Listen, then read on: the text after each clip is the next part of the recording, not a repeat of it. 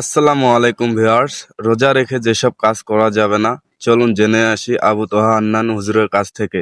এই হাদিসটা একটু শুনি। নবী সাল্লাল্লাহু আলাইহি ওয়াসাল্লাম বলেছেন, সেই ব্যক্তির না খেয়ে থাকায় এবং সেই ব্যক্তির পানি পান না করায় আল্লাহ পাকের কিছুই আসে যায় না।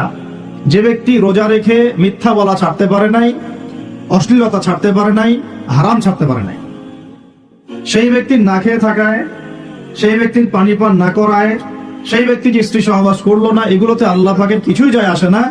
যে ব্যক্তি রোজা রেখে মিথ্যা বলল, অশ্লীলতা প্রদর্শন করলো, অথবা গীবত করলো, অথবা আল্লাহ পাকের কাবায়ের ফাওয়াহিশে লিপ্ত হলো।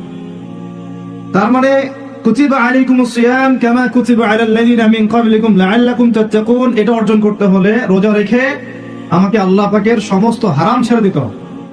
যে হালাল স্ত্রী আমি ছেড়ে দিলাম, সেই রোজা রেখে আমি হারাম ভাবে কোনো মেয়ের সাথে কথা বলতে পারি, অ্যাফেয়ার করতে পারে, কফি শপে বসতে পারে, বাইকে ঘুরতে পারে, জিনা করতে পারে? রোজা রাখার অর্থ হচ্ছে আল্লাহর সব হারাম ছেড়ে দেওয়া। এটাই রোজার শিক্ষা, লাআল্লাকুম তাত্তাকুন।